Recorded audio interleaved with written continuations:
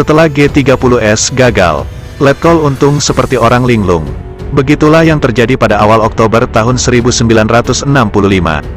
Letkol Untung yang dimaksud adalah Letkol Untung Syamsuri, Komandan Batalion 1 Cakrabirawa, Satuan Pasukan Elit Pengawal Presiden Soekarno. G30S sendiri adalah singkatan dari Gerakan 30 September.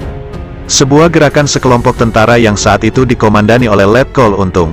Kelompok tentara yang mengatasnamakan Gerakan 30 September itulah yang kemudian pada dini hari tanggal 1 Oktober tahun 1965 melakukan penculikan dan pembunuhan terhadap 6 jenderal pimpinan teras Angkatan Darat saat itu.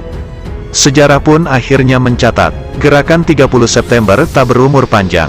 Setelah menculik dan membunuh 6 jenderal pimpinan teras Angkatan Darat dan 1 perwira pertama Ajudan Jenderal Abdul Haris Nasution, gerakan itu langsung ditumpas oleh Angkatan Darat yang dimotori Pangkostrat saat itu Maijen Soeharto.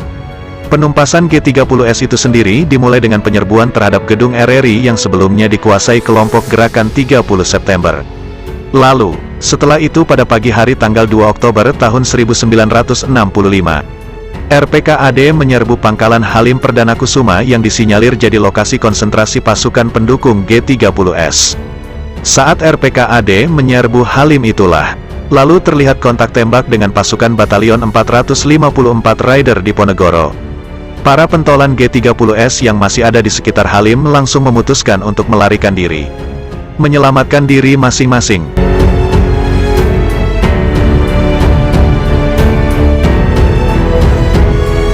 Ketika itu, para pentolan G30S, termasuk Letkol Untung masih ada di rumah Anis Sujatno, seorang sersan AURI. Nah, ada kisah menarik, ketika Gerakan 30 September itu gagal total, setelah ada pukulan balik dari Kostrat dan RPKAD. Kisah menarik ini tentang Untung Syamsuri, Letkol Cakrabirawa yang didaulat jadi komandan Gerakan 30 September, mengutip tulisan berjudul, Cerita Seputar Para Penculik G30S, yang ditulis Patrick Matanasi di situs tirto.id berdasarkan kesaksian Sersan Anis Sujatno di persidangan. Setelah merasa Gerakan 30 September yang dipimpinnya gagal, Untung yang saat itu ada di rumah Sersan Anis Sujatno lebih banyak diam. Mantan Komandan Batalion 454 Raider Diponegoro yang pernah diberi penghargaan Bintang Sakti ini seperti orang linglung. Untung seperti tidak tahu lagi harus berbuat apa. Dalam ulasannya di tirto.id, Patrick Matanasi menulis Untung hanya berdiam di ruang makan dari siang hingga sore. Baru kemudian pada pukul 5.30 sore atau menjelang maghrib, Untung bersuara, ia meminta kepada Sersan Anis Sujatno agar dipinjami pakaian sipil. Untung pun setelah itu berganti pakaian. Seragam tentaranya ia ganti dengan pakaian orang sipil. Setelah itu, ia menghilang menyelamatkan diri. Ternyata dia kabur melarikan diri dengan tujuan Jawa Tengah.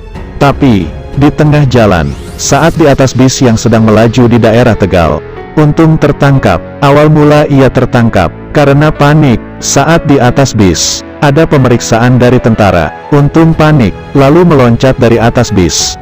Sial menimpanya, ia meloncat ke tempat yang salah. Untung menerjang tiang listrik. Sontak para penumpang yang melihat aksinya menyangka Untung adalah seorang pencopet.